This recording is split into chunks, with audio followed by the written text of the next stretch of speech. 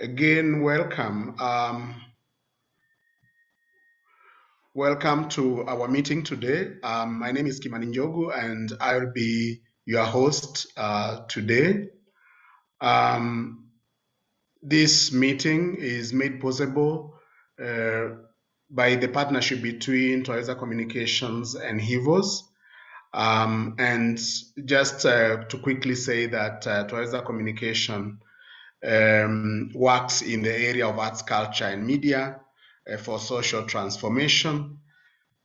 And we are actually also closely associated with the Room Project, having been grantees of of HIVOS, and therefore the work we are doing is aligned to our own mission and vision and our commitment to social transformation in East Africa. And also to mention that Twaweza Communication is also the convener of the Creative Economy Working Group, which is a network of over 20 organizations working in the creative sector towards the creation of a facilitative environment for the arts, culture, and media fraternity in Kenya. And also to say that our commitment is Pan-African. So we are committed to Pan-African networking and really a commitment to building solidarities across borders in the pursuit of artistic freedom and freedom of expression. So we already had one meeting on access to information on Tuesday, which really set the pace for today's meeting. We already discussed rather closely issues related to this right. And for today, we will be focusing on disinformation and the ways in which it affects our work.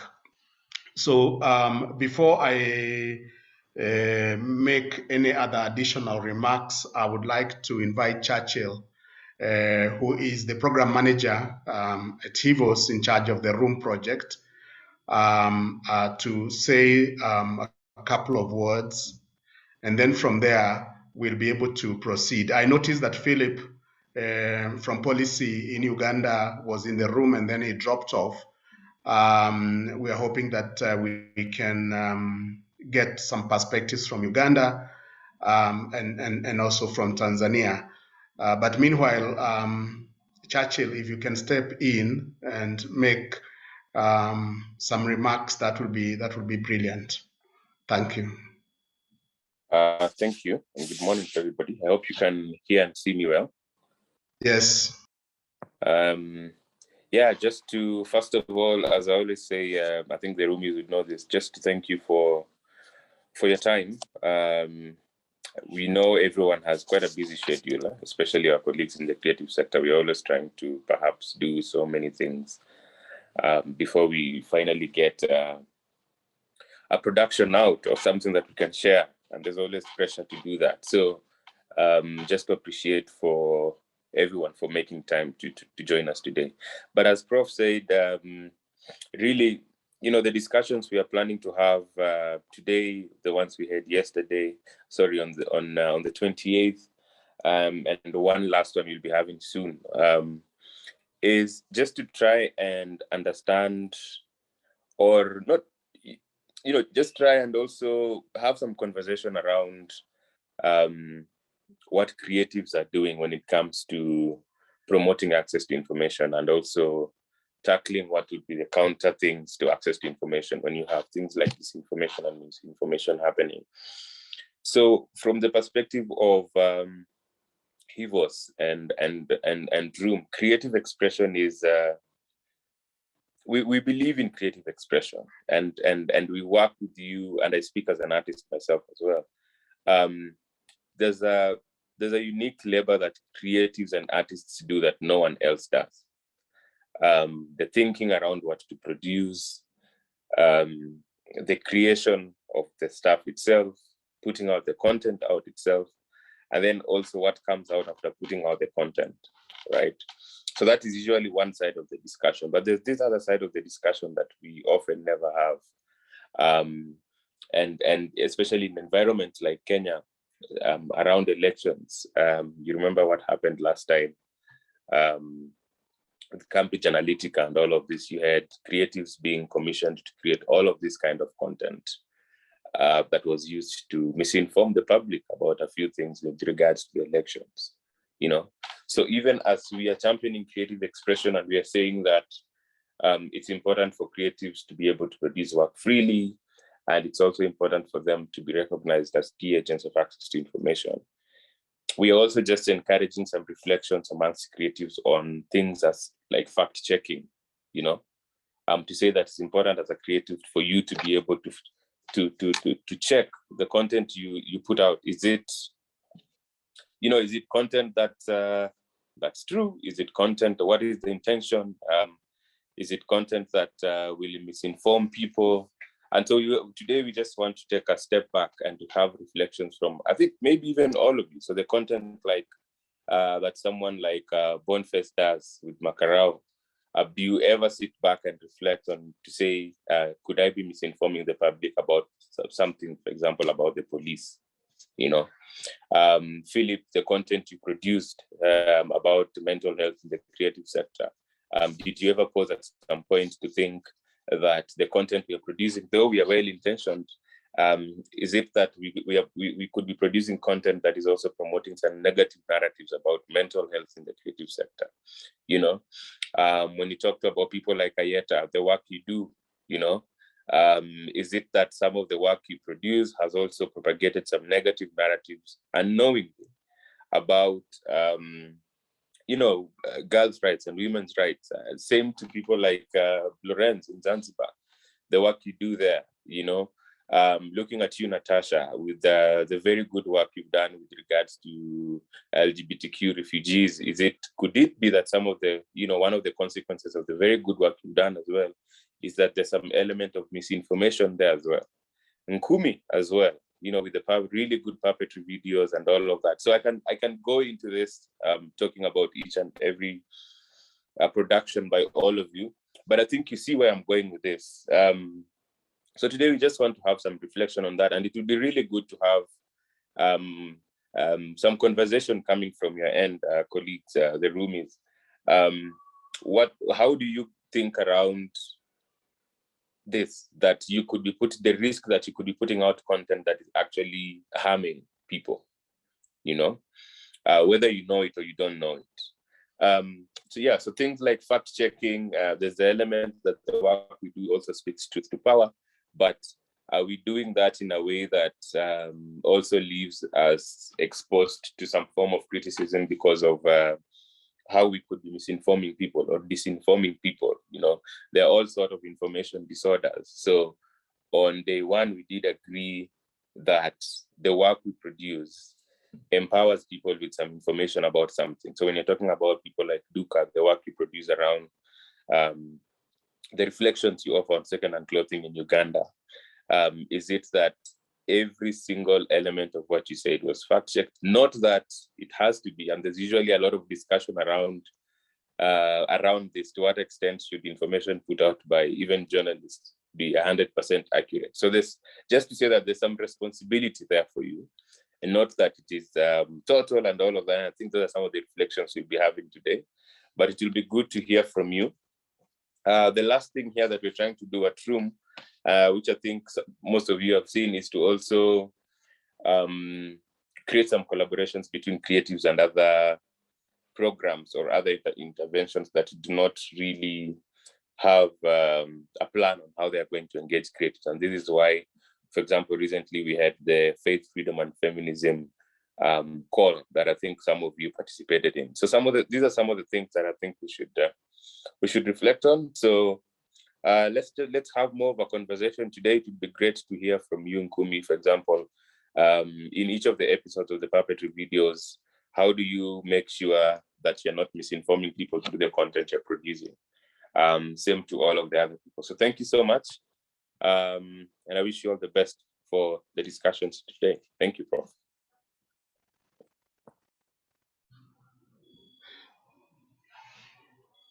Thank you very much, Churchill, for that.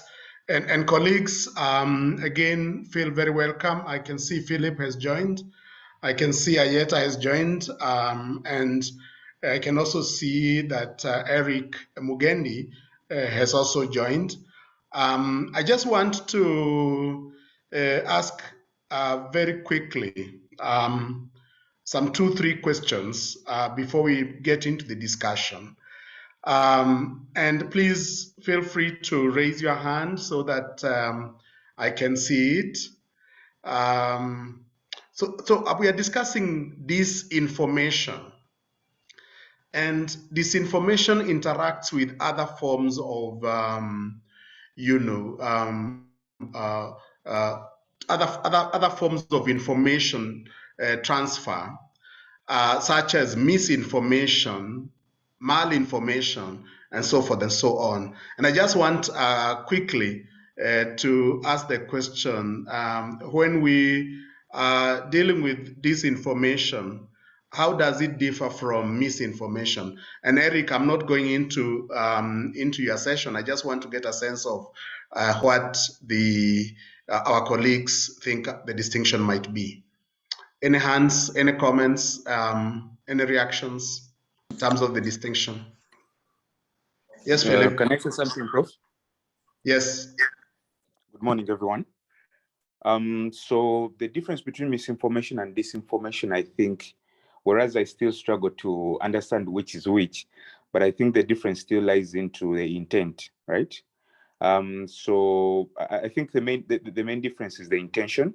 So one of them is, it is intended, someone is intending to, spread wrong information, and then the other, someone spreads wrong information, but then their intention is not to misinform, but maybe they're also misguided and they don't know the right information. So I think the difference really lies into the intent, the intention of the individual is spreading the wrong information. Thank you.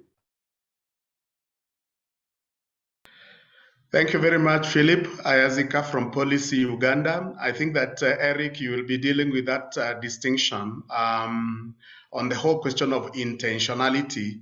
When we are disinforming, what is the state of intentionality, and when we are misinforming, what is the state of intentionality in the two terms? Do you want to just create that right away so that we move on to something else, Eric? Yeah, thank you. And thanks for setting the stage, Prof. So Philip is actually right that the main distinction between misinformation and disinformation is the intention of the person or the actor who is carrying this out. So misinformation is not necessarily meant to cause harm, and the person spreading misinformation might not be aware that the information they're spreading is false. So they might be believing that whatever they're spreading is true, and it's something that needs to be acted on at whatever time. And disinformation is where it becomes a lot more murky. It's where you have people spreading false information, which is designed to cause harm and which is designed to achieve a certain impact. And that's where it becomes really important for the person who sees the disinformation to know exactly how they can kind of debunk or verify this information for themselves. And I think you also mentioned malinformation. Malinformation is where it's true. The information is true, but it's not meant to be public. It's not meant to be shared in a public space, but it's being shared in a space that is open and that people can see, because it's potentially harmful to an entity or an individual, and the reason why it's being shared is to cause harm. So you can actually use true information more or less the same way that people try to use false information to try to weaponize it. Yeah. Thank you, Eric. And you'll be coming back into a much more detailed presentation around these topics.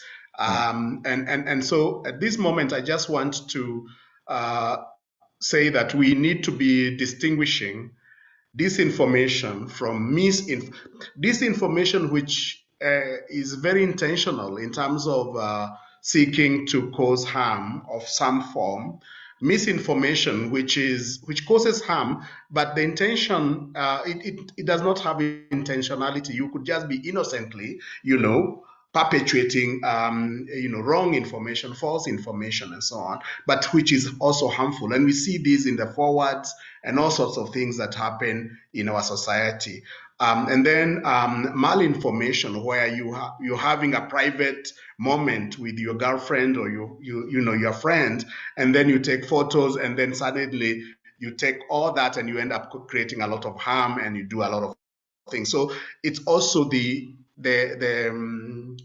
context in which that information, which could be true, is now made public while it was supposed to be private. So again, we need to keep these distinctions clear, although there are moments when they kind of flow into each other. So there is a way in which disinformation would cover certain elements of misinformation and so on. And I think that sometimes the distinction is not very neat, but it's important to recognize, as Philip said and as Eric has clarified, that intentionality is really important, and what is private and what is also public. And also I would like to just say that this phenomenon has been accentuated, really, with the various freedoms that we have, online freedoms and so on. And again, we'll be getting into that discussion rather deeply. Before I ask Ayeta and Philip to make a comment on the situation in Uganda and Tanzania, I want to introduce Eric, who will really be taking us through a number of areas today. So Eric Mugendi is the program manager of Sub-Saharan Africa at Midan, which is a software development startup that builds tools for journalists and human rights organizations. He coordinates Midan's work and partnerships in the region, supporting journalists and newsrooms, civil society organizations in their work to make Africa a more informed and better understood space. He is a firm believer in the power of technology as a tool for social advancement. And I must say that it's really a privilege to have Eric in the room, because his perspective is Pan-African. So he's not just working, within the space in which we are now, but actually, much more broadly. And that's very, very important for us. So Eric, really welcome. But before you come in, I want to invite two people who were supposed to speak with us on Tuesday, but were not able to because of connectivity challenges. And that is Philip Ayazika from Uganda, to give us a perspective on access to information in Uganda, because we are aware of the challenges that they face. The beauty with this is that Eric also works with data to deal with issues of health. So again, the extent to which sometimes you have to do research and be able to provide the right information based on on data. And then after the other person that I would like to invite will be Ayeta Wangusa, who is the Culture and Development East Africa. She is the executive director, and I have known Ayeta for a number of years due to the work we have done together. I think let's start with Ayeta and then get to Philip, and then we'll come back to you, Eric, to really take us through. So I think each one of them has under 5 minutes to just make some quick remarks. And then Eric, you'll step in. Ayeta, if you can step into the forum.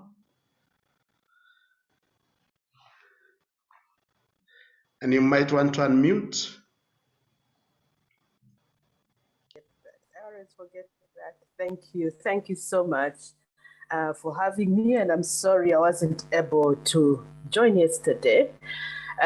Thank you for giving me this privilege to share my thoughts about the right to access to information from a Tanzanian perspective. I must say that before 2016, there was, a lot of advocacy from, organizations working in the space of information media to ensure that an act is enacted on the access to information. But before that, the Constitution of the United Republic of Tanzania is what guided citizens on the right to seek and obtain information, and more specifically, Article 18 of the Constitution, which states that everyone has a right to freedom of opinion and expression of ideas, the right to seek and receive information, that has the right freedom to communicate, and also, to, protect the interference of that information during communication, and also the right to be informed at all times. And I think the founding president is the one who actually, through his declarations, always talked about the right to information, the right of citizens to access information. So basically, the government was driven both by the Constitution and also the statements that came from the founding father. But however, while the Constitution, guided citizens on access to information, this Constitution had to be read together with other acts. And sometimes these acts limited access to information to citizens. For example, there is the Newspaper Act of 1976, which defines,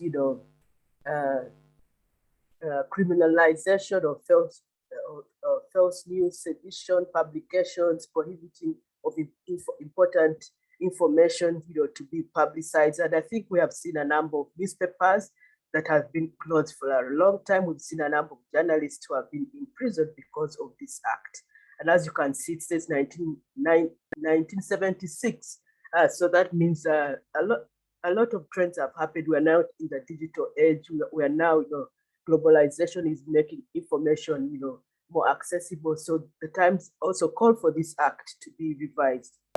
Of course, there is the National Security Act, of course, which ring-fences certain information from reaching the public, and then also the Public Service Act, which prohibits unauthorized people to disclose information. So if you're a journalist, like you do online radio that seeks information from people from the state, you need to know who you're asking that information from. Otherwise, if you speak to someone who is not authorized, they will also be in trouble, and you will also be in trouble when that kind of information is questioned.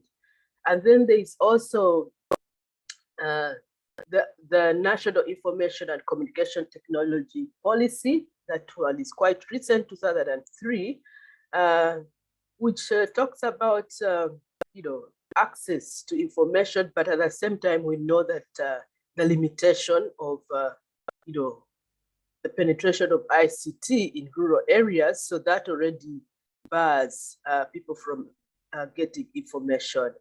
Then there is also the most recent is the Cyber Crimes Act of 2015, which gives power to law enforcers to search and capture communication systems, data, and when you find yourself in a situation where you infringe the law. So all this happened before the enactment of the Access to Information Act, and also before that, in 2011, Tanzania joined the Open Government Partnership, which was a good sign, because the government was saying that we need citizens to be more accessible to information, public information around public service delivery, government responsiveness, to service delivery, and where corruption cases are highlighted, they need to know what is going on.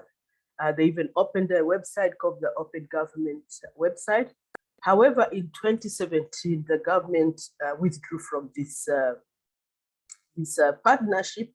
And I remember Twaweza, I think many of you know Twaweza East Africa, not Twaweza Communications, but they were the ones that were, part of this process and part of the governance process, and were quite disappointed when Tanzania withdrew from this process because it was a symbol that we are not really interested in this open governance idea. Nevertheless, the government currently has a number of e-government platforms whereby citizens can access information, citizens as well as we, the creatives, can access information. Many of us who need this information for our work. We find websites, for example, even Parliament is accessible. There's an e-government website, there's a Tanzania government website. You can find some information there, but of course, many times you need to speak to people in order to verify this information, because sometimes this information may be quite old. So in 2016, that is when the Access to Information Act was enacted. That was in September.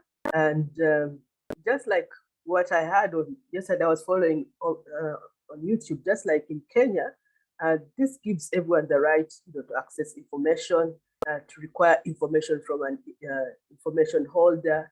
And in each ministry, there is that person who is supposed to provide that information. It provides a framework to facilitate access to information, and of course, which is protected again by the Constitution. The Constitution is still, the mother law, and also to provide the routine and systematic information disclosure, to provide protection of persons who release information of public interest in good faith. However, one of the major challenges about this law when it comes to following up with these information focal points in government bodies is that the law says that these people have up to 30 years to respond to you. And if you're in the business of news, you know that 30 years is a long time, because the news things could have taken, moved on. And so we have to find creative ways of telling news if this challenge interferes in our work. I'd like to now focus on the opportunities for the creative sector to access information from government and public institutions. And I'll give examples of what has been happening on our side. We have, just like in Kenya, where you have the Creative Economy Working Group, there is the newly formulated Creative Industry Network Tanzania. But I think before they registered, they're also called a work group. They are now registered as an NGO.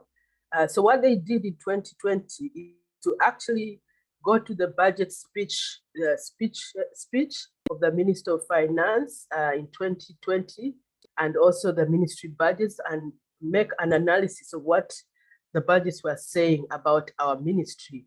At that time, where it was the Minister of Information, Arts, Culture, and Sports. Today, we are happy to say we now have a ministry that focuses on arts, culture, and sports. So we will, information has been removed. We are now just a sector that deals with the creatives and sports. So being safe is to actually use opportunities when public information is being, released to the public, and then the role of the creative now is to use that information to analyze, because it has already been released. It's not caged. You don't have to wait 30 days to be able to get that information. So what this organization did is they used, how can I call it, informatics to create an analysis of what the budget was saying. And it really showed that our sector was really poorly managed, funded, and this provided an opportunity to actually create, advocacy discussions around it. But of course, the challenges that come around this kind of work that we do is the limited funding to follow up on these kinds of issues. So you have one breakfast show, you have discussion with the authorities, but you don't have a consistent pathway to do this kind of work until the next budget period. And that's what I think this network is facing. So, and then of course, as I was mentioning, you can invite, after the budget speech, you can invite these government officials, to your spaces to have a conversation about this information. In Tanzania, we have the policy forum that has, I don't know since when they've been having breakfast shows. So they have these breakfast shows every month. Unfortunately, they don't seem to be welcoming to the creative sector, or issues around the creative sector. So I'm happy that the Creative Industry Working Group has now come in to provide that alternative whereby we can actually focus on the creative economy agenda. Government also initiates processes, like right now, it has begun the process of the culture policy review process. They postponed the meeting that was supposed to happen, I think, 2 weeks ago. But that's a good initiative that they are opening up the space for civil society to go into that space. So when the document is now, presented in front of us, the creatives, then it provides us an opportunity to use this public document for discussion. As we know, this process has been going on for more than 5 years. We've been waiting for it to come to the public domain. Now it's an opportunity to engage.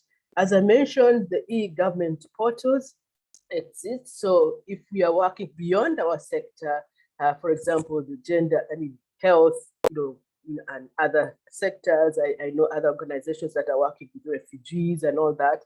This information is available. You can access it, but as I mentioned, there's the challenge of it being, current. Then there is also the government gazette. It's so funny that for many years I never believed there was a government gazette.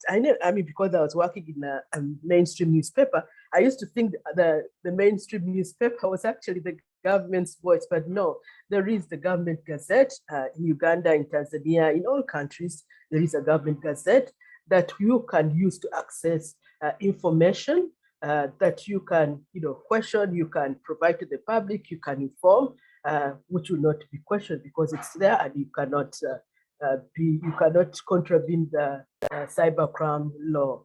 And then recently, within this government, the government spokesperson has monthly press conferences. So that's also an opportunity for us to have an interface with the government and take the news. Like many times we actually quote what is happening in the news, but it's also an opportunity not to use other newspapers to say what they are saying, but actually listen to what the government spokesperson say. I also want to conclude by saying that, for example, in SIDA, one of our approaches to engaging with government processes is through participatory governance. So in all the work that we do, we are different from other activist organizations. In our case, we talk about collaborating with government to bring about social justice and change. So if we're looking at, for example, the creative sector and the creative economy, and the fact that we think that this sector should not be funded, should not only survive on donor funding, or should not be, only survive on peanuts from the government, but we think that's a sector that needs to be treated as an impact area. So we collaborate with government to make them understand how this sector should be packaged in order for impact investors who also invest in areas like water, like education, should see it as an impact sector. So that way you can't have this agenda outside government. You have to collaborate with government in areas of investment. And also we look at our strategy of engagement to access information as participatory in giving citizens agency to be critical of policy or service delivery. We use, platforms like music, like documentaries, like theater, and online media as the interface between citizens and the state. So for us, as I said earlier, our approach is participatory governance and not antagonistic government. And if you use this strategy, I believe that we can overcome some of the hurdles that I have identified within, the law around access to information. Yeah, thank you very much. Thank you very much, Ayeta, for that.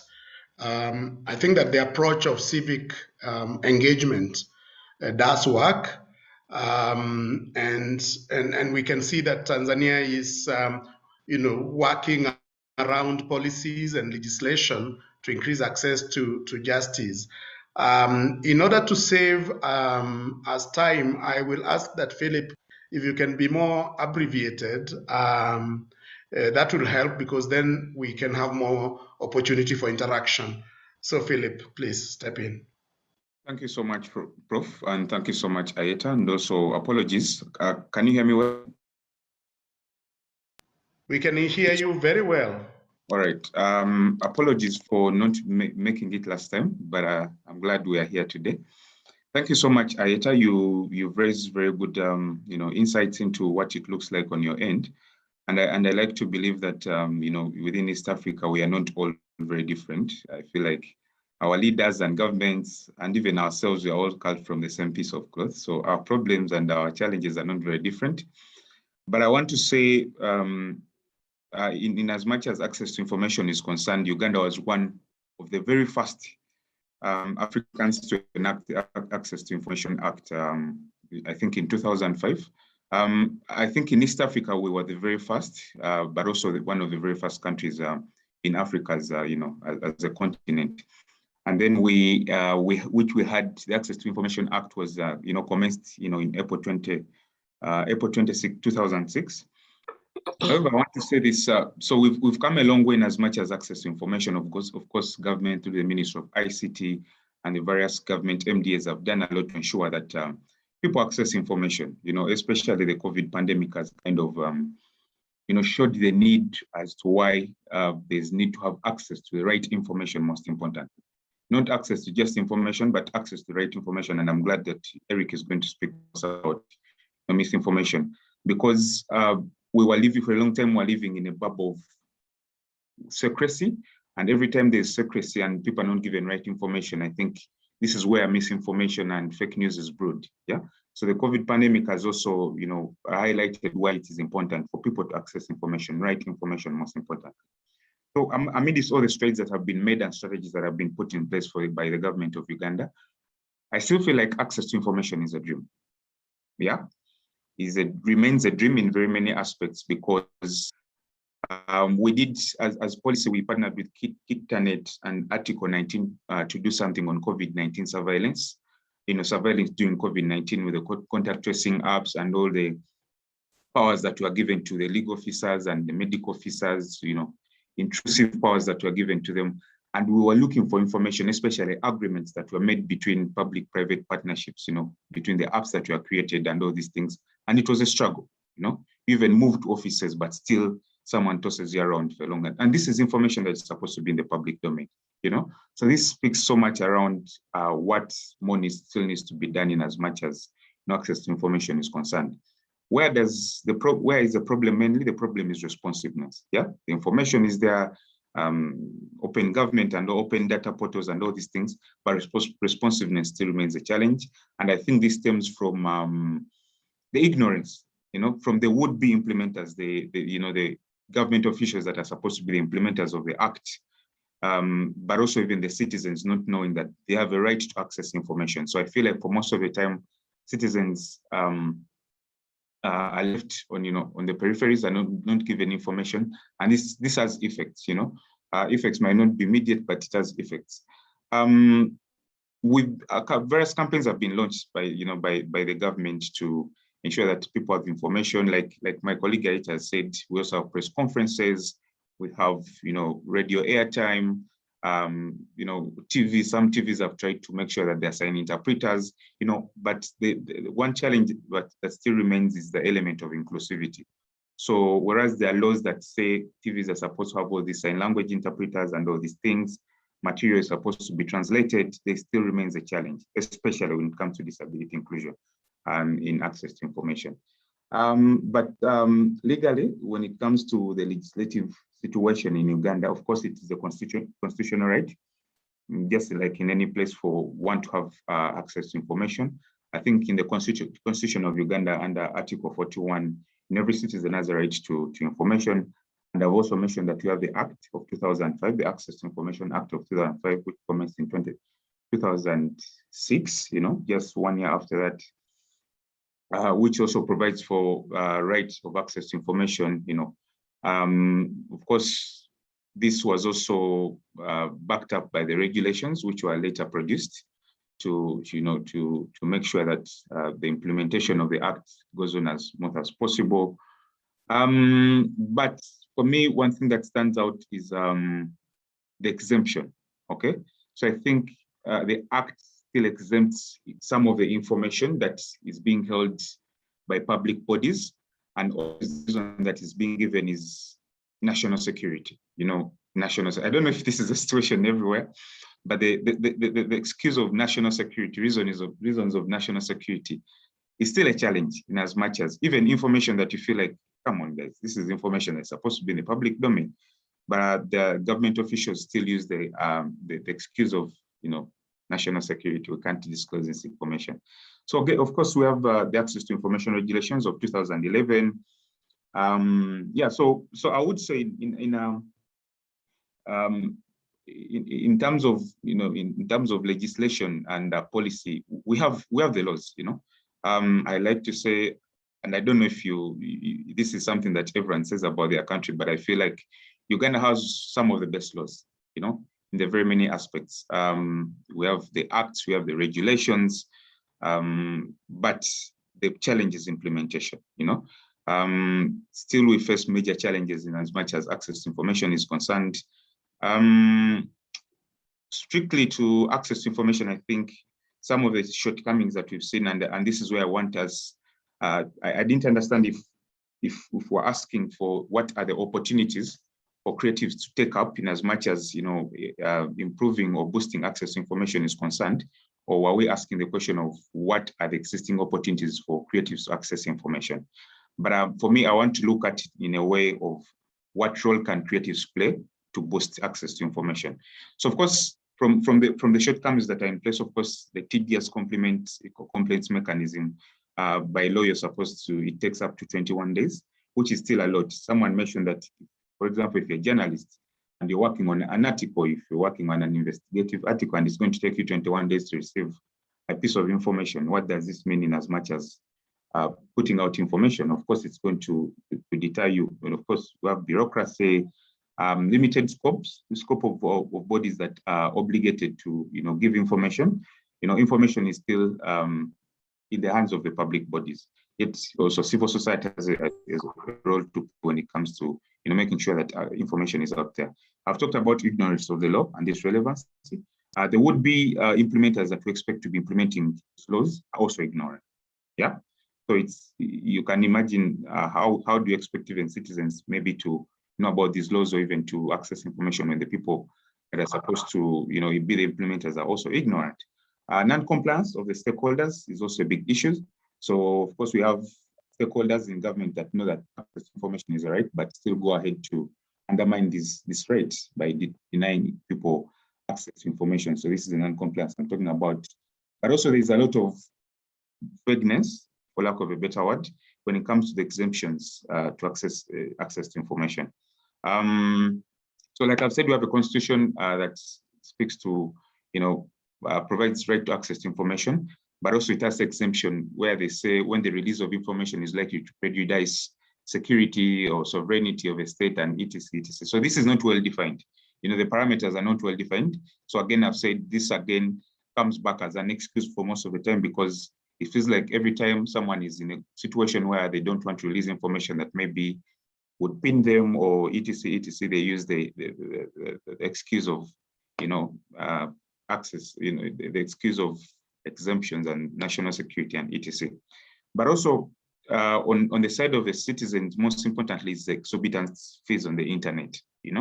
I feel like this also limits access to information. Of course, there have been strides to make sure that some of the government websites and all these data portals are free access, but still there's very many, as we speak, Facebook is still is still banned in Uganda. Yet we have the media center doing live sessions on Facebook. We have the police still using the Facebook. What does this mean? It means they also know that some of these platforms are key as access, supporting citizens to access information is concerned, but they just go ahead to block this, So these are all issues that we have when it comes to access information. On what are the opportunities? Like I said, I want to hint on this in a perspective of how can creatives, play a greater role in as much as access to information is concerned, or boosting access to information. And this is also something we talked about on the World Literacy Day, on how creatives can play a greater role. So this is something I always say, and I believe, as creatives, I think I don't have a specific skill to call myself a creative, but I think I've interacted with many of them, and maybe I have a right now to call myself a creative. So I would say, as creatives, we have a bigger role to play in as much as access to information is concerned. Just like in any other spaces. As creatives, you have followings, you have people that believe in you. We come from communities, so we have a greater role to.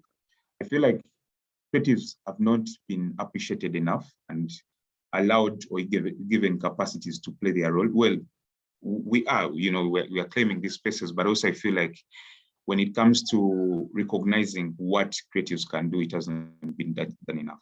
But anyway, as we work on all those things that are there, I think when as creatives, we have the power, we have the power to improve access to information. We have a role to play in as much as, not keeping silent when it comes to access to information, but also reminding citizens of their civic rights and duties, reminding citizens they have these rights to access to information. It is their right to access information. So, but the only way we can do this as creatives is to, first of all, empower ourselves also, and have the knowledge, have the knowledge and understand what does access to information mean, which information is available, what are the open data platforms available, how can we use the skills that we have, how can we use the works that we put out to, send a message in very many aspects. It could be on health, it could be on education, it could be on human rights, it could be on anything. So I think bottom line, I think it is as plain as it is that as creatives we have a role to play, just like we've played roles in independence and all these things. I think there's a greater role that we can play as creatives in as much as access to information is concerned. Thank you so much. Thank you very much, Philip. Really nice listening to you and knowing the challenges that you face, and of course the opportunities that exist in Uganda. I have seen a post from Ayeta saying that she thought that the banning of Facebook was a joke. I can assure you that the state would like to maintain power, and therefore, and the state knows that access to power is access to information also undermines, the dominance of certain perspectives, and that they would like to limit the discourse substantially. And you're right. I think that one of the things that the creative sector needs to do is to be very deliberate, very intentional in terms of packaging, information that is correct, working with the networks, working with other, stakeholders that may not be creative, but who have information, which we can then repackage in music, in film, in radio shows, in all sorts of things. I think that there is a question about the recourse mechanism. Obviously, there is, of course, the courts will always be the right place sometimes to go. But I also think that it's important for the creative sector to be interested in issues of policy, in issues of legislation and regulations, and to be really active citizens, not just creators of content, but also engaged in the day-to-day affairs of their country. And that intensive engagement, horizontally amongst ourselves and also vertically with duty bearers is important. Because we will be really now moving deeply into disinformation, I'd like to ask Eric to step back in And then after he has given his reflections, we will open it up for questions and deeper engagement with each other. So Eric, as we said, works within the general area of technology and information, and working more deeply also with journalists and those of us who work with media. So Eric, welcome. Take us through your reflections. Yeah, thank you, Prof. And actually, this conversation is quite interesting because it intersects with a lot of things that I've done and that I have experience with. So before I started working as a program manager, I was actually managing a fact-checking initiative as a managing editor.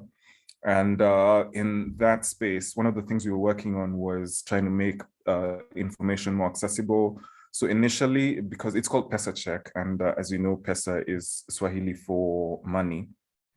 So we started doing budget and public finance analysis, initially in Kenya, and then eventually spread to Uganda and to Tanzania.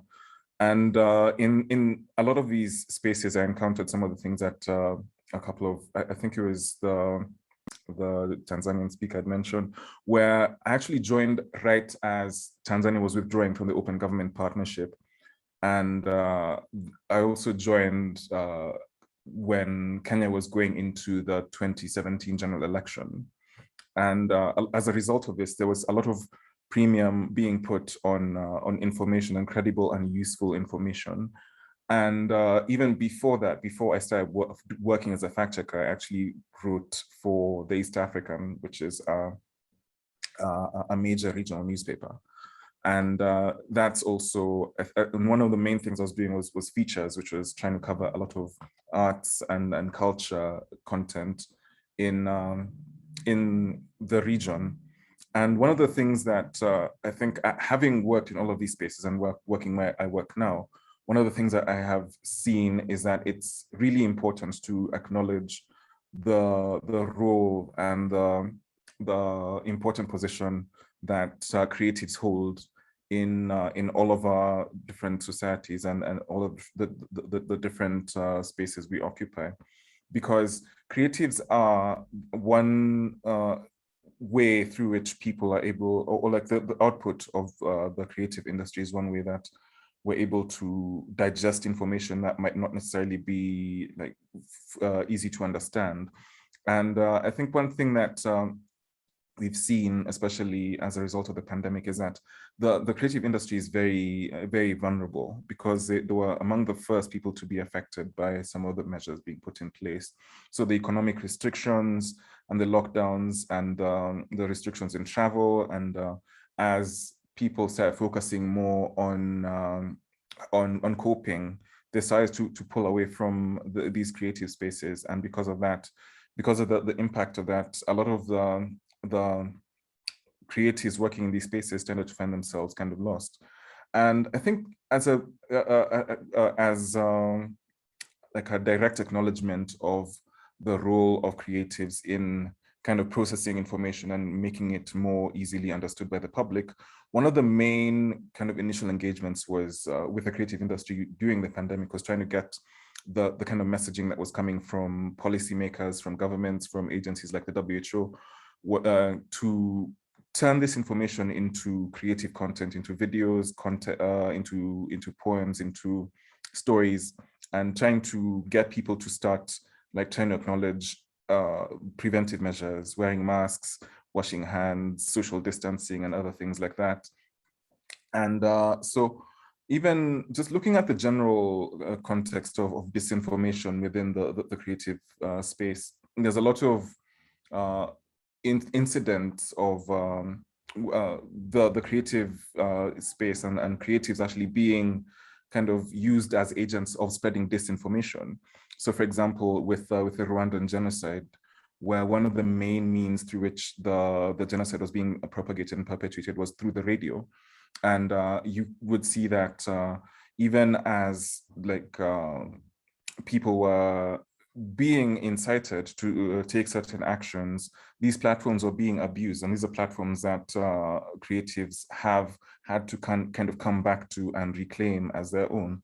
Because once once your platform becomes abused in that way, then it becomes really difficult for you to kind of regain the trust of the people who are working in these spaces. So I'm just going to go through some of the definitions that I talked about, and I'm going to talk about a couple of other pointers around how the creative industry is affected by disinformation, and what creatives can do essentially to kind of not just come out of that, but also to become much more proactive and active in the spreading of factual information. So I think it was Churchill who introduced the idea of information disorder. So this is a term that we use to counter the idea of fake news and the perception of fake news, because that is a very political term and that has certain connotations. So information disorder kind of encompasses all the things that we've kind of touched on. So misinformation, where there's false information which is being spread without the intent to cause harm, or the person spreading it might think it's being done in good faith. Disinformation, where there's false information and it's being spread with the intent to cause harm. And then malinformation, where true or unmanipulated information is being spread with the intent to cause harm. And so in these cases, I think the most visible example of misinformation is where you have people forwarding like WhatsApp messages, or people sending voice notes, or people sharing this kind of content, thinking that they're doing you a favor. Like you have, I think the most common example of this is the aunties on WhatsApp who will say, I've seen this video claiming like that onions and ginger and garlic and all of these herbal concoctions, they can cure COVID. And they'll say, because I got this from another group, and I trust the people in that group, so I want the people in this group to get this information as well. So they're not acting in bad faith. They're not trying to mislead you.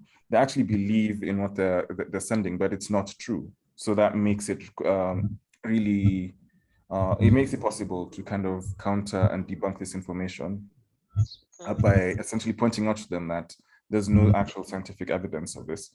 And then disinformation is where you have like actual propaganda, where people will put out videos, people will manipulate content, and they'll try to get you to act in certain ways and to respond in certain ways, especially people who want to gain financially and people who want to gain politically as well. And we've seen this a lot, especially during elections, where people will put out like manipulated images or manipulated audio to try to make things look a certain way. Like if, let's say, a certain video were to show up trying to malign a candidate, and then they make something up, and then they say, did you know that, let's say, this person who's like running for president was previously involved in like cattle rustling, for example, like just using that as a very random example. And then they have a photo of this particular person when they were younger, and then probably like like with a group of cattle rustlers, which is completely false. But now people start asking, if this is something this person has done, what else have they done that we don't know about?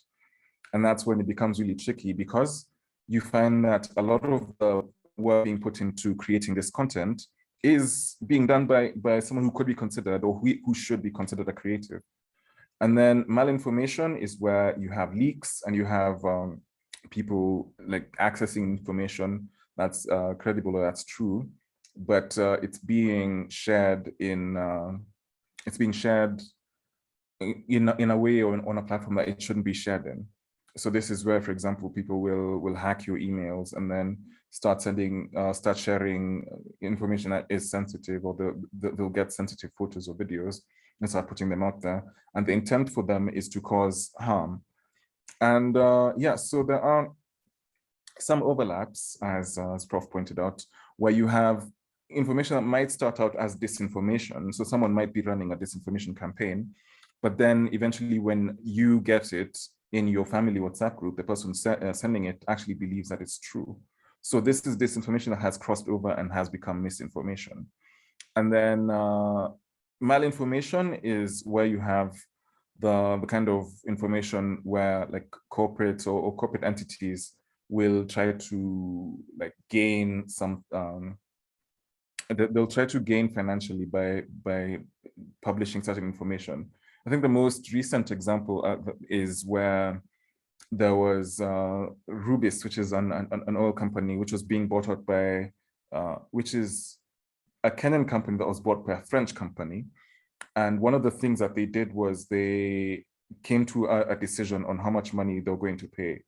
And then eventually, after the deal was done, the French company acquired some of the computers that the Kenyan company had been using, and they found that the Kenyan company had inflated the value of the assets. So when they said they actually give, the French thought they were getting a good discount, but then they actually found that they overpaid for what they were, for the company that they were meant to, that they were buying.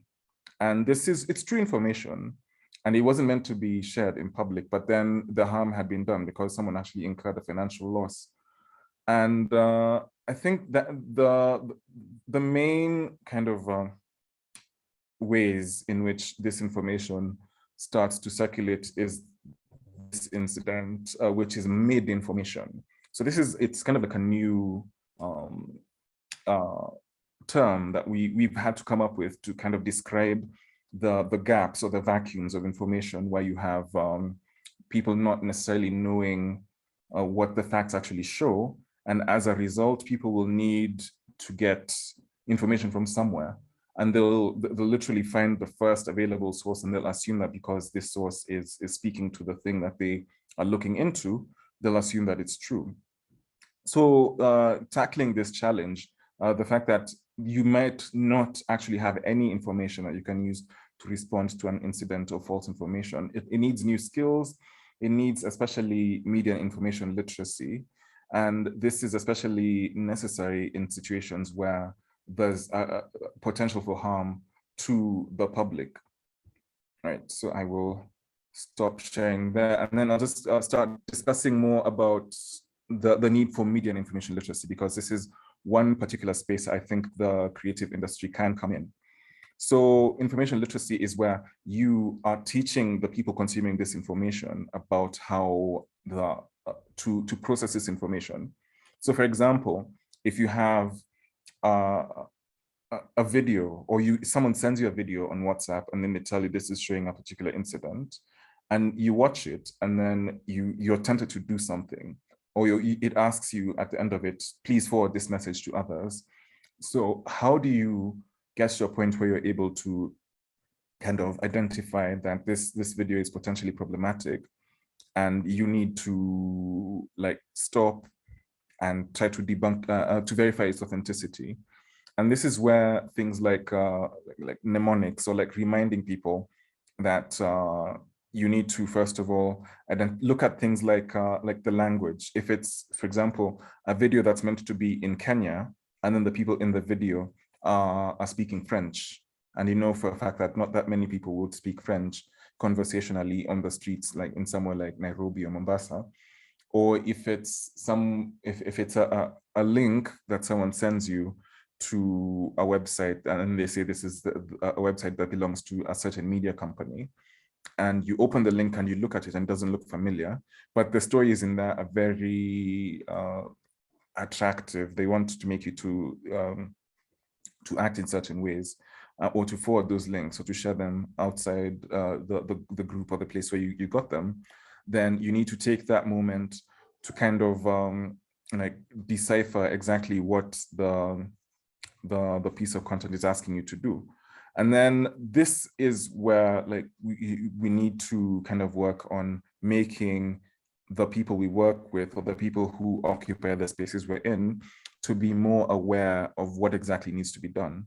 So like, how do you get, let's say, political leaders to pay attention to the fact that there's a lot of health misinformation in circulation, and there's ways that you can respond, or there's ways that you can actually create content that catches their attention, and that actually holds their attention, or that gets the members of the public to recognize this as a major problem. And then there's something that I'd also like to to show you about, it's just a very simple graphic that tells people how to stop fake news, where it's just, it's a very quick, it's a graphic representation of what, of the actions people need to take. Consider the source, read beyond the headlines, check the author, look for supporting sources, check the date, check if it's a joke, check your biases as the person consuming the content, and asking the experts. These are like essentially the main principles of information literacy, but the way they're being presented visually is much more impactful than telling someone, you need to click on the link and then you see where it takes you and you verify that the link that it's taking you is actually where you should be going. You need to look for supporting sources, you need to check the date. And the main kind of challenge in this particular situation is that a lot of these things can be like, they might seem easy when you're looking at them. You're like, obviously, if I get something, I will go through all of these steps, or I'll go through as many of these steps as possible to verify the authenticity of the information I'm consuming. But if you can't really remember everything, and you go through like 1 or 2 steps and the information looks legit, but if you actually subjected it to a further test, that's when you start seeing there's something that you probably need to pay attention to, then the damage is done, or the intention or the person spreading the false information is actually accomplished. So then the question is, how can the creative industry kind of contribute, not just internally to a state of media and information literacy, but to a broader understanding of the risks of false information? So I think one of the ways is like engaging with your audiences and trying to understand what exactly about them makes them susceptible to false information. Because sometimes you find that the people you're working with, your audiences you're working with, are from marginalized communities who don't have access to like mainstream knowledge and mainstream information. And because of that, they are much more likely to be subjected to the kind of misinformation that other communities which have much more access to information are able to see. And then the other thing that you need to ask is, what can you do to kind of immunize your audiences against the potential false information that they're likely to see? And by kind of giving them the means to protect themselves, it becomes much more impactful. Because, and I think this is something that a lot of fact checkers have experienced, it's not possible for you to be there every time someone consumes or someone is exposed to false information. And it's not possible for you to be there to answer every question that the person consuming or seeing this information has. So how can you get your audience to be more attentive to these risks, to the signs or to the signals that they need to pay attention to? And then the other thing that you need to do is we need to amplify credible information and credible sources of information. So instead of having a situation where people are getting the information from some questionable person on the internet who you don't know, you need to be much more kind of aware of the need to deplatform some of these people and to make sure that they don't have a space to spread the information. And this will need them to take certain actions, like reporting accounts, for example, or highlighting and flagging this information and bringing it to the attention of fact checkers. So that's where you, as creatives, can come in. Like, how can the kind of messaging that is likely to reach people be designed in ways that are not just durable, but that are actually like able to achieve the intended impact, so that you're not having to constantly go back and remind people that, remember, there's disinformation, there's people who are spreading information out there who you might not necessarily trust, but who you need to kind of pay attention to, so that you don't end up falling for this false information. And then the other thing is that there's a lot of tools as well that people can use to verify and check information for themselves, not just like asking fact checkers, things like doing a reverse image search or trying to look at the actual website or the domain where the content or where the information is coming from. So we're seeing situations where the technology is becoming much more sophisticated, where people are using algorithms and tools like there's ways where you can overlay someone's face on top of a video, which can be done in jest or in parody, but it has the potential to actually cause harm. So deepfakes are a really big threat. And we're also seeing people like perfecting the technology that they're using to produce deepfakes or to manipulate images. So how can these really big, really technical things be communicated to like the mama mboga? Like, how do you tell her, like the video that you're seeing might not necessarily be the person that that you think it is, that it's probably a misrepresentation of this person.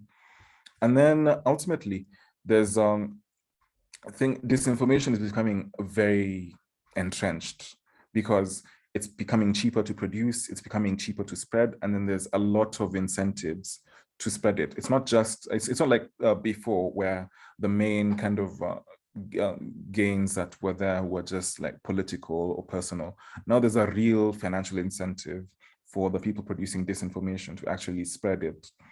And so we're seeing situations where people who work in advertising also being roped in, and they're being used as a way to spread misinformation and disinformation. And the way, I guess the financial incentive is what is luring these people into these spaces, because you find that it's very possible to get on a platform like Twitter. And then if you look at the trending hashtags and you try to understand what exactly people are talking about, and you find that it's someone trying to spread false information, and they're using these hashtags and they're trying to push them.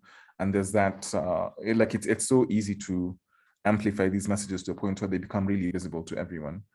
And then, so there's other ways, there's other incentives, which we haven't really seen, or we've seen in other countries, but we haven't really seen them in East Africa, where governments are actually, like you have state sponsors of disinformation, where the state, actually we have seen some of it, where the state will come out and start putting out a certain message, and they'll start trying to rope in creatives and try to present itself in certain ways, like some of the very slick videos that the government of Kenya has been putting out to try to state that they're doing a really good job in meeting the needs of the public, in building all the infrastructure they've been building. And anyone who has any opposition to this is an enemy of progress, or whatever it is. So it hasn't really gotten to the level of like more totalitarian governments, but we have seen the tendency of some of the governments in our regions essentially coming out and starting to give or put in the money in these spaces, and this has gone on to like create an environment where bad actors are able to essentially hijack some of these tools and spread their own false messaging. And so what kind of interventions for the creative industry should be put in place? So I think for one of the main reasons why we've seen a lot of creatives essentially like cross over to the dark side and start putting out disinformation or start acting to put out disinformation is the fact that it's a very very vulnerable space. It's a very vulnerable part, I guess. Yeah, it's vulnerable financially in terms of resources, because once you take out this steady stream of income and someone comes in and offers you money to put out content or to work to produce certain content, that becomes really, it becomes really easy to kind of take advantage of creatives in this way and use some of the tools, like these tools that platforms like Google and Facebook have put in place to amplify information through advertising. They start being used to spread disinformation. So it becomes like a very, very potent combination where you have people working in these spaces and putting money into these spaces to spread disinformation. So again, it's also important to kind of unearth these networks and to expose the people behind the scenes trying to push these things, so that whenever they try to get something over on the public, it becomes possible to call them out and take them down. And then it's also important to incentivize ethical practices, to make it so that the people working in these spaces have a much bigger motivation to try to work to amplify credible information. So you find that a lot of times false information is spread because there's a really big potential gain. So even if it's just random clicks and people get paid per click, people getting paid per visitor, or people get paid based on how many advertisements someone sees, like on a YouTube video or situations like those have been used as the main kind of incentive for the bad practices of spreading disinformation. So how can we incentivize ethical practices? And then digital industries need to be made more professional. So these creative spaces need to be much more organized and much more structured so that there's ways to kind of pass on these messages so to try to bridge the work that people in the media are doing and people in the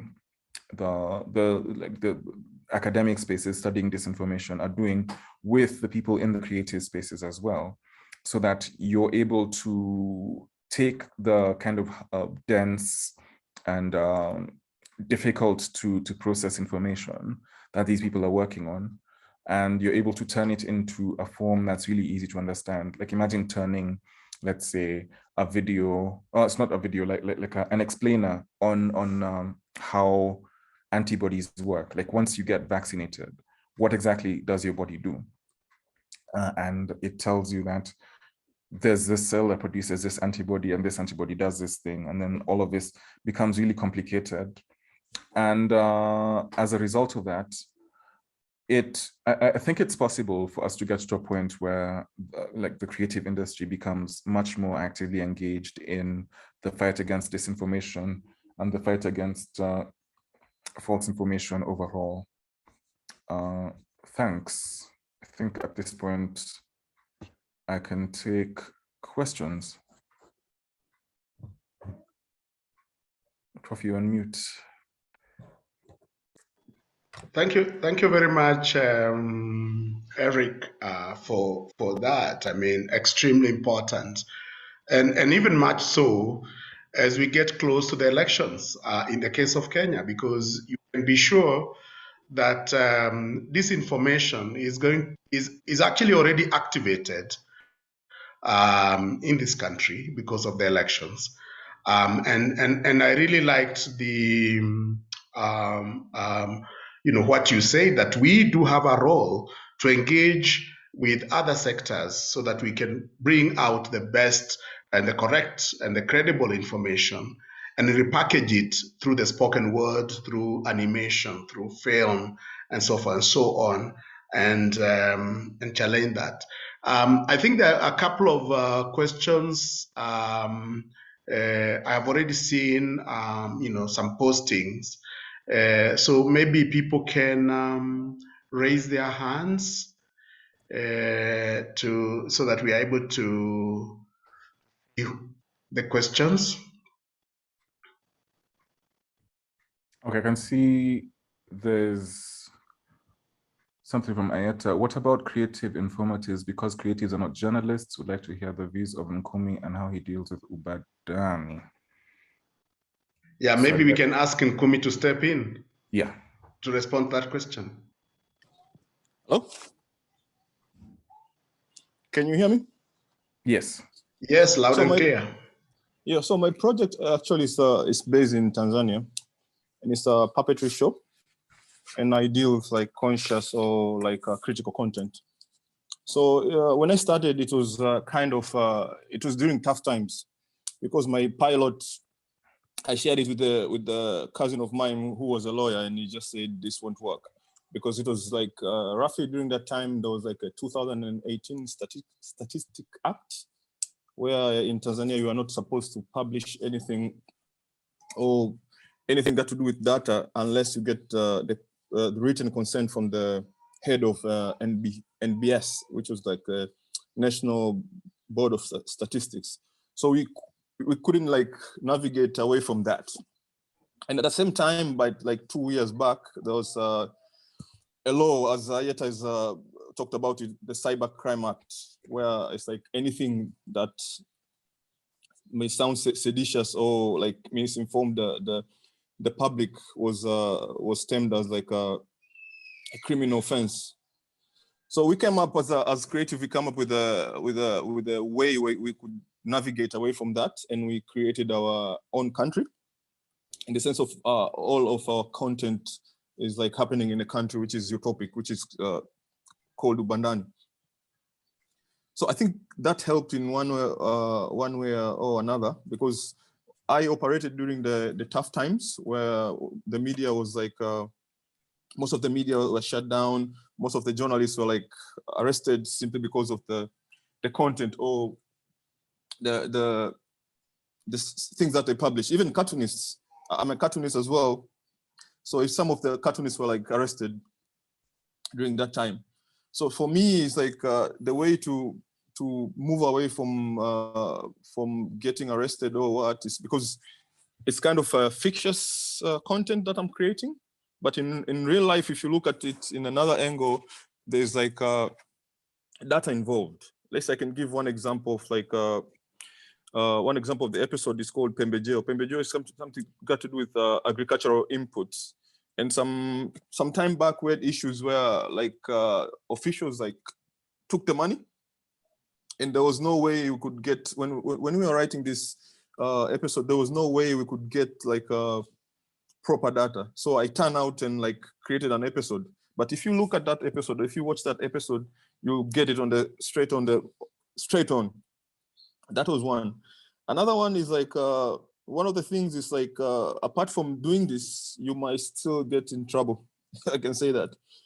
I remember as like the last speaker was saying, like sometimes misinformation. Sometimes somebody can take your content and adapt it to what he or she wants to say.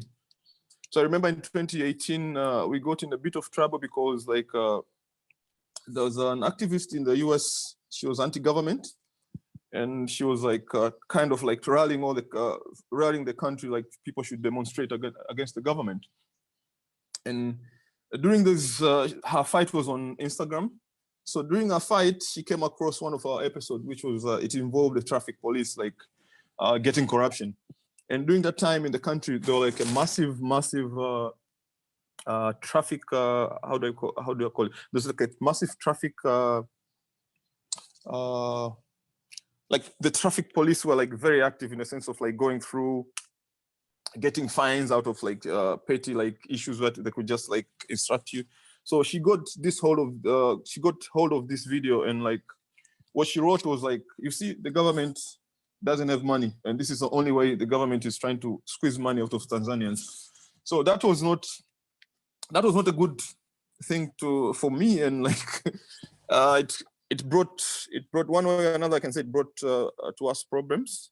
But our intention wasn't really that like in like tarnishing the government, but the way it was used, it was something that ended up not in a good way. Yeah. Also I can talk a bit about COVID as well. There was no data, and there was no way we could like because before this year, I think April, COVID never existed in Tanzania. So in real life, there was no way, or I had to find a way to speak about this in the sense of like in a very satirical way. So we came up with 2 episodes, which they trended much. And because it's as the last speaker said, he said there was no way.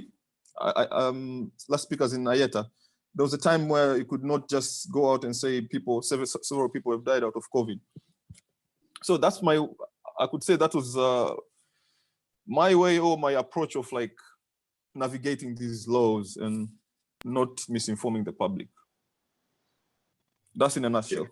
Yeah, thank you very much, Nkumi, for that. I mean, we know that satire, works very well. And I know, I mean, Masood Kipanya in Tanzania, the cartoonist, also does poke holes into the system rather, carefully, and Gado and so forth and so on. And I think that this is the opportunity we have as creatives to be able to take information which exists in our communities, in our society, and turning it around through music, through all forms of creativity, and even to create futures. I mean, you can imagine, I mean, science fiction, imagining a different country that is more inclusive, where LGBTQI, communities are able to interact freely, and you can imagine, you can go to 50 years from now and create that future in the present, and you can do that creatively. So yeah, I can see a question from Sakwa. Sakwa, do you want to ask the question directly so that maybe we can hear you, Sakwa? Hi guys. Hello. Yeah, I can hear you. So my question is, what are some of the measures that creatives can take to reduce chances of their work being manipulated? Also, to add on that is there like a legal or a mechanism that exists that prevents like, let's say, like a trend that a creative has started to be misused, that goes beyond the use that they intended to? For example, currently in Kenya, we have seen the trend started by Terence, that is about chemical, and today as we speak, it's being used for political purposes. So those will be my two questions. Eric, Yeah, do you want to respond to that? Yeah, I think one of the ways that creatives can make sure that work is not being manipulated is just trying to keep track of all the instances and all the situations in which the work is being used, so that you don't have a situation where a work of art that you created is being taken out of context and being used to push a certain agenda. And I think that one example of this is there's this cartoon frog called Pepe that was created in the US. And eventually it was created as just like a comic, like some type of comedy, but it was adopted and co-opted by the alt-right, the ultra-nationalist white supremacy groups in the US, which the owner or the originator of the character was strongly opposed to. So what he did was he ended up retiring the character, essentially like killing the character off, and taking a stance and saying, this is not what this cartoon stands for. So anyone who uses that cartoon is using it against the wishes of the originator, and that was not the intent with which the character was created. But I think now that it's become really easy for people to essentially just overlook and override a lot of policies such as copyright and intellectual property protections, it becomes really difficult for you to control the image or the whatever you've created. But if you just put something out as an originator, as a creator of this particular thing, especially when it's being used against your wishes, and if it doesn't qualify as fair use, because there's also the fact that it could be satire or parody, that counts as fair use in some contexts. But if it doesn't count as fair use, if someone is actually gaining like financially from your content, then you could actually take certain actions when your image is being used against your will, or when people are not trying to, it's not like an homage, it's not paying tribute to it, but it's being abused.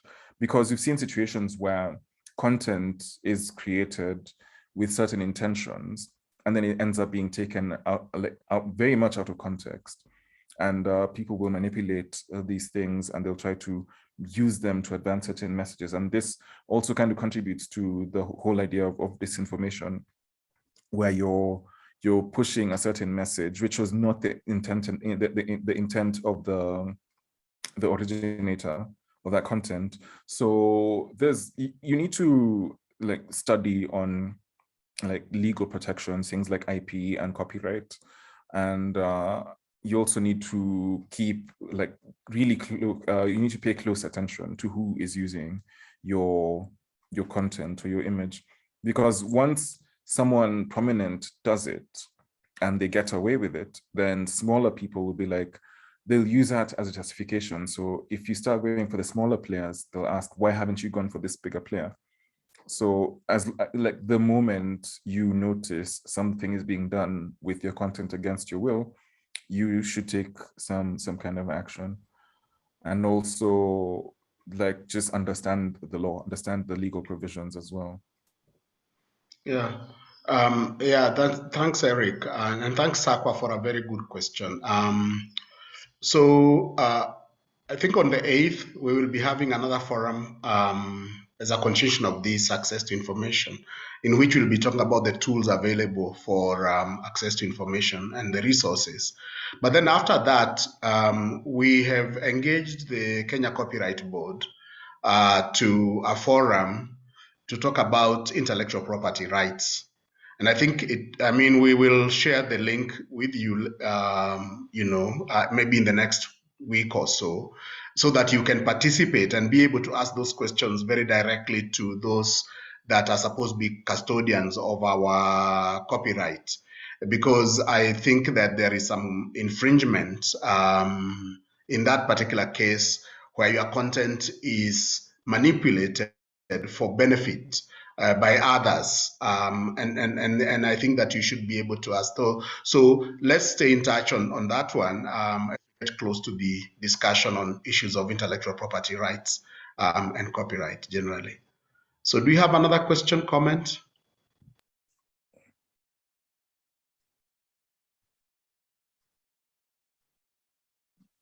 Hi, Prof. Hi. This is Churchill. Yes. I'm using a different account. There's something interesting and thanks, Eric. Very, very informative insights there. There's something that Natasha, you're saying here. Do you mind sharing what you're saying in the chat? There's something Natasha says here about, then she ends with Mulengera news. That's one. The second thing is, yeah, okay. Hi, Natasha. How are you?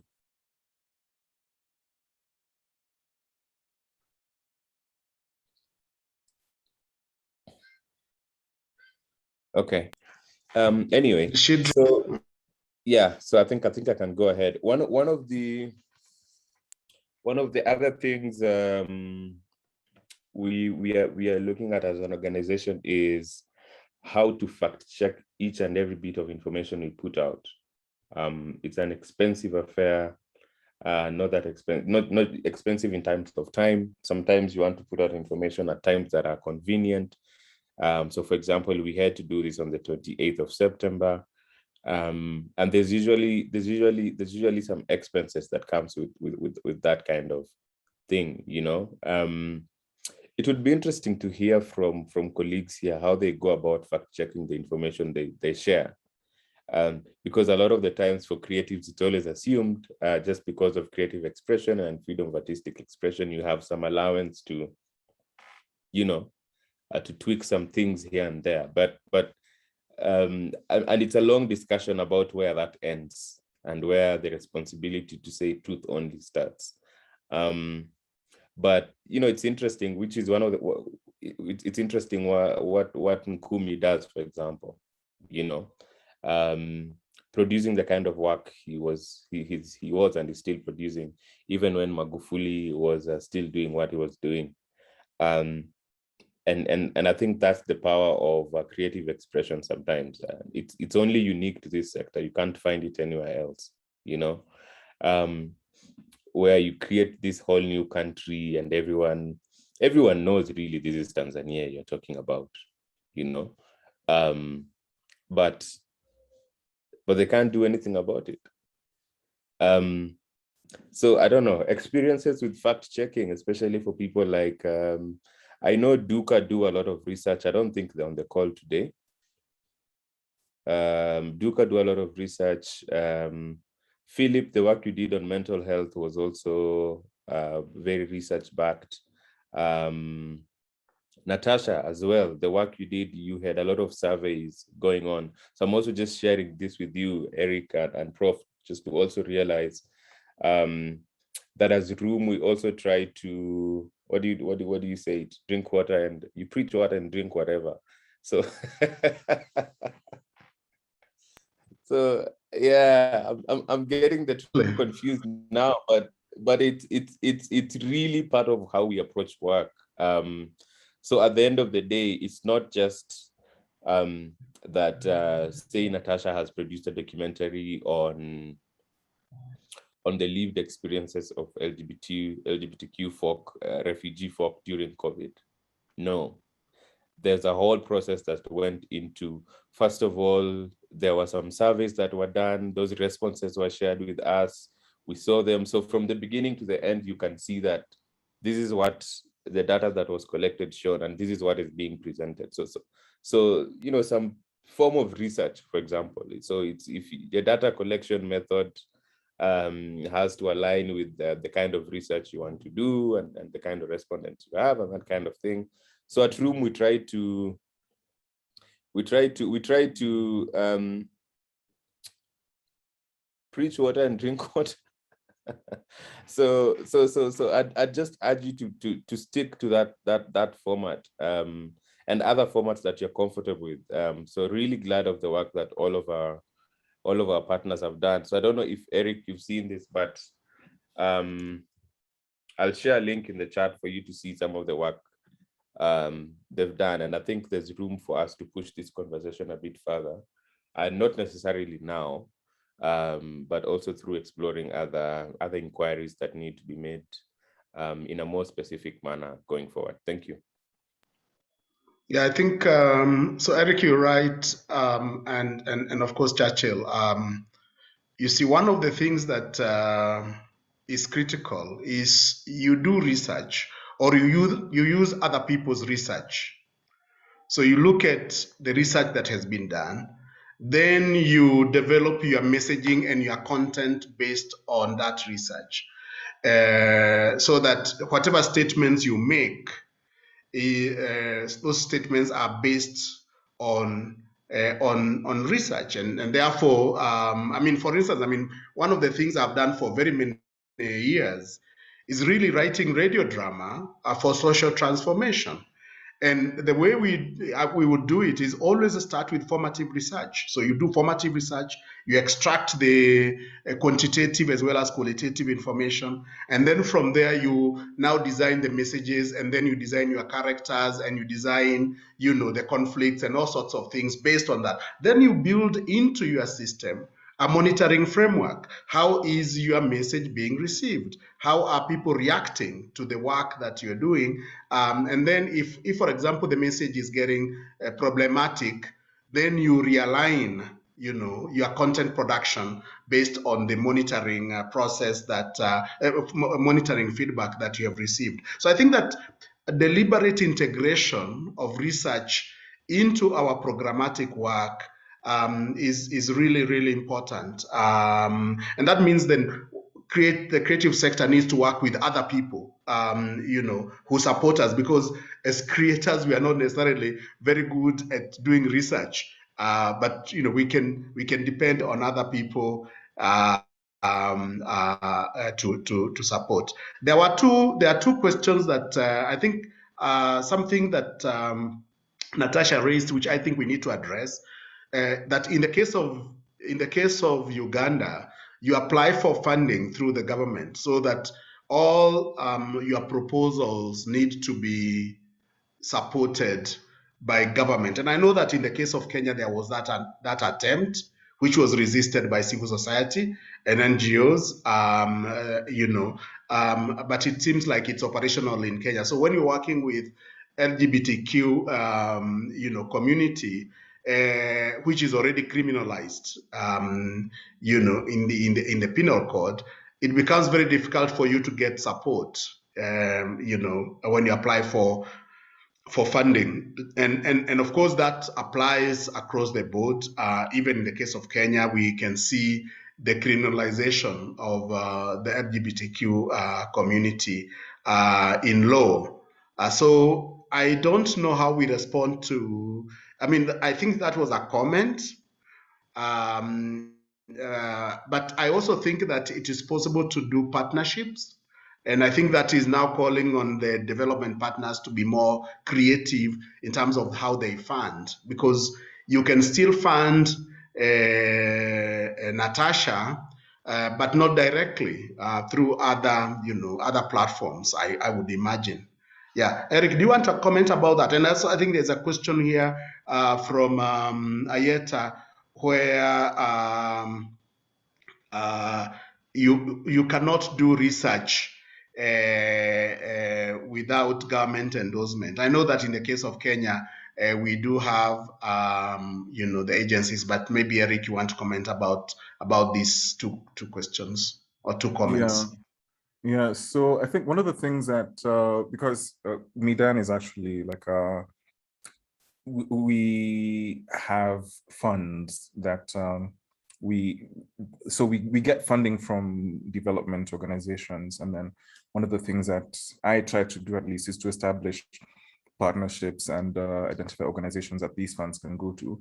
And actually, just in response to the pandemic itself, one of the things we did was we took all the funding that would have gone to travel costs, and we created a series of micro grants that went to a couple of organizations that were doing really creative things.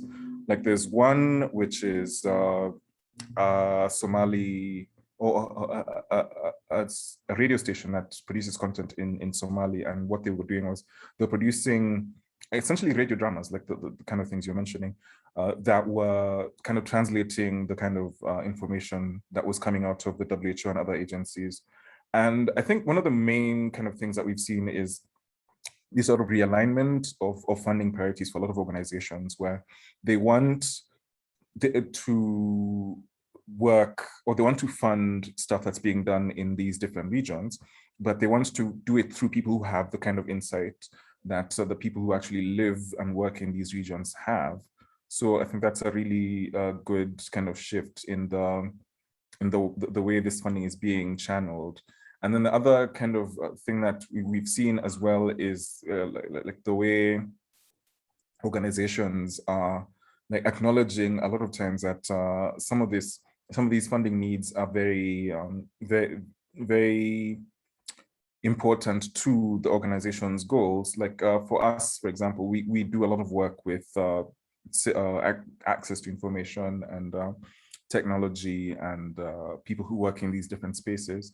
So for people who also work in these spaces, it's essentially like you can refer us to someone who you know is working in this space and who could use kind of like the technical or financial support. So these networks of support have become really essential. So I think platforms like these are really useful and really important to kind of acknowledge.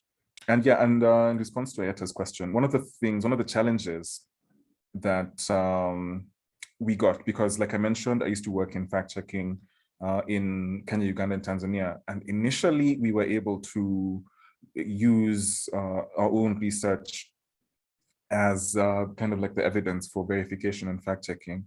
But with time, the government essentially came out and said you can only use official data that is sourced from the government in your reporting.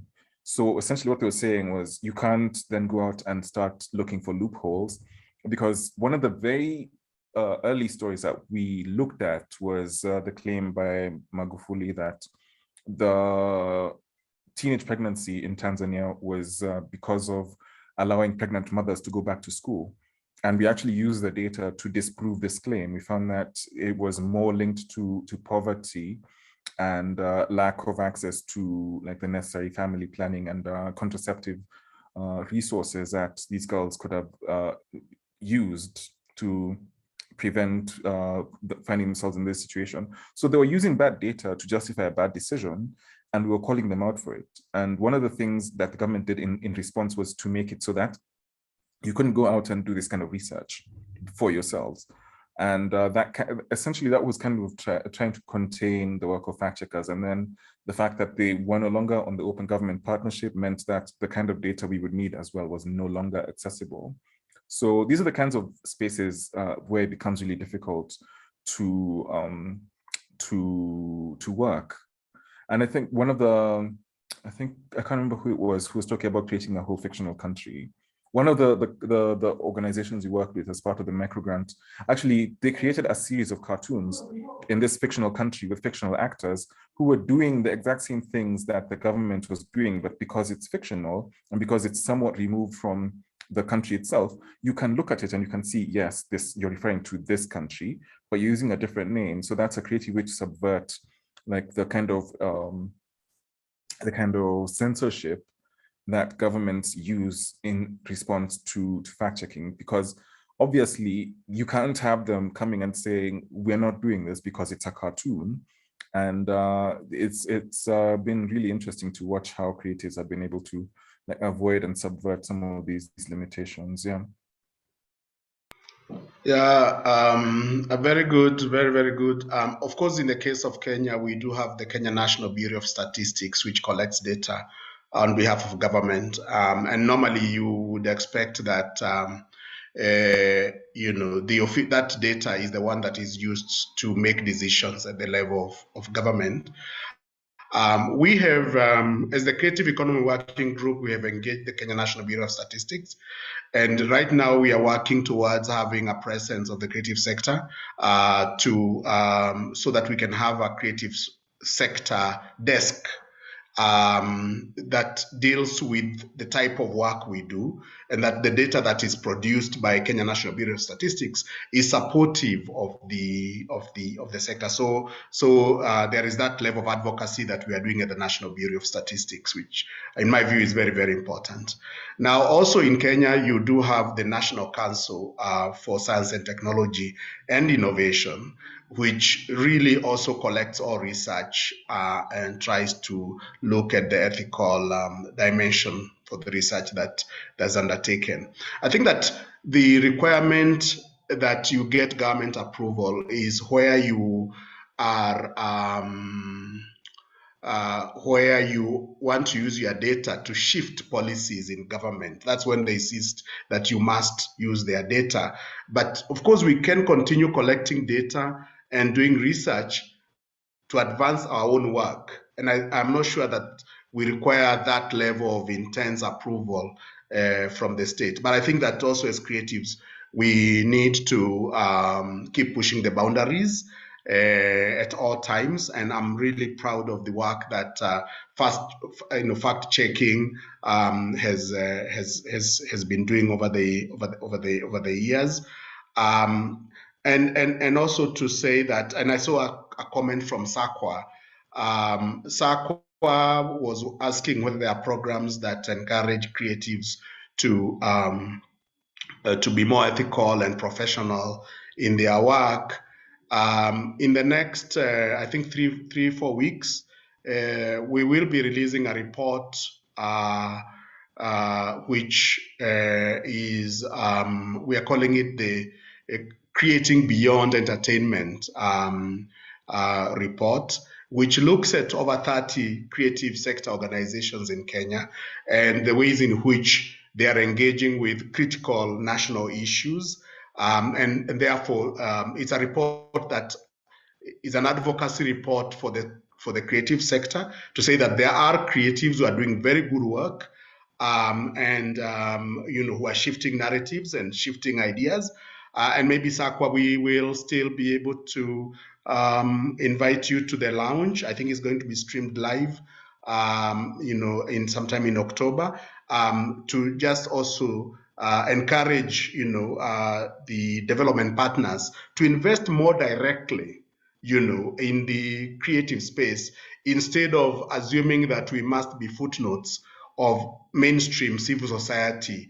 I think that it makes a lot of sense to support the creative sector directly, so that they can push work other than them having to beg from mainstream NGOs to do their work. So that's what we shall be doing. I think it's sometime in October, and we'll definitely be sending that information out. So there is work being done, but it's still very thin, very, very thin. We need more. Maybe we can take one or two more comments, and then we'll wrap it all up.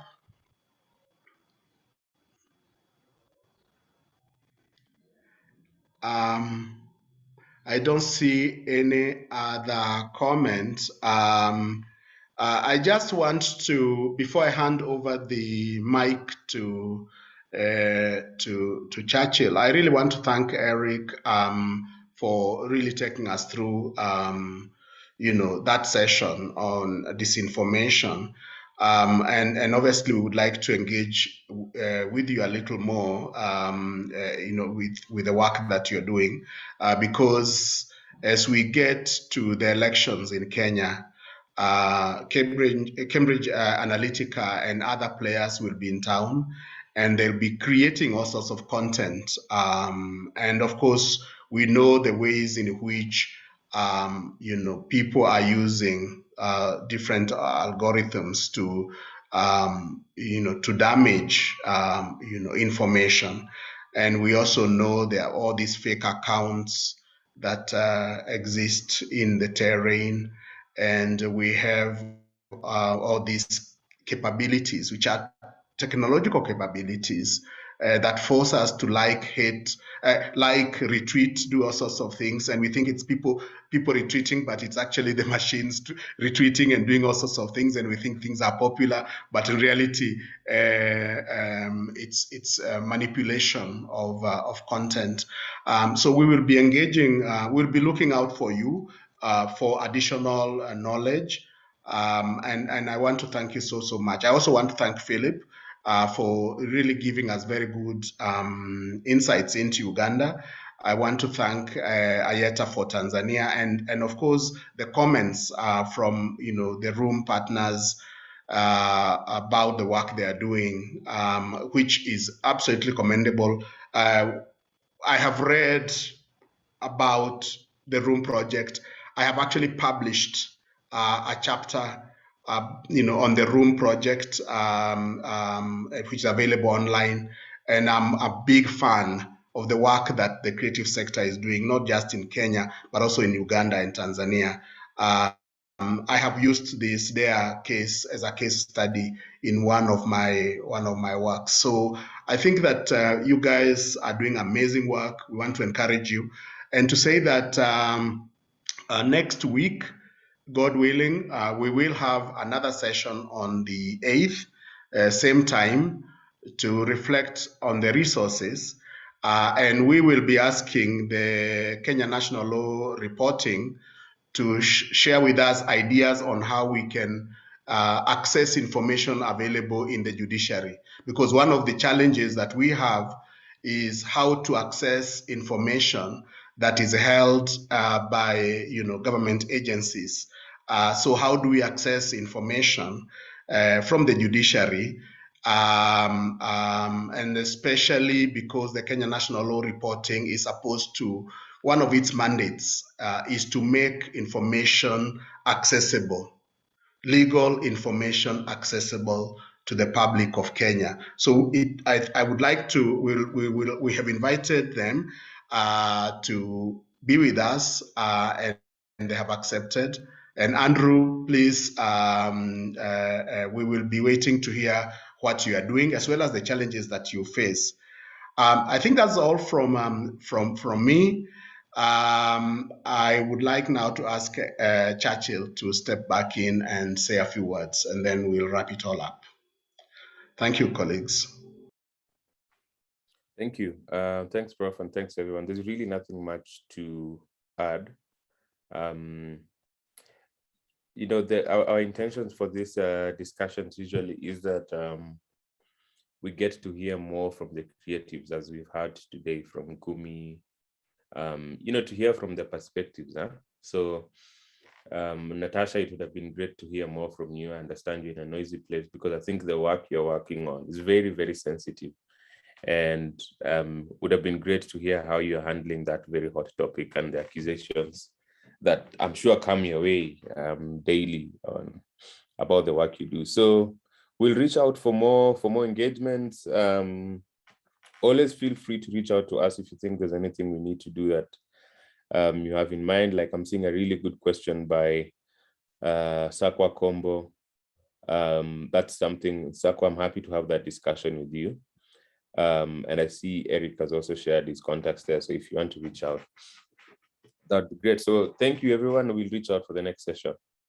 That's all from me. Thank you, colleagues. We will be in touch with you in the next few days. Great. And Eric, again, thank you so much. Thanks for having me.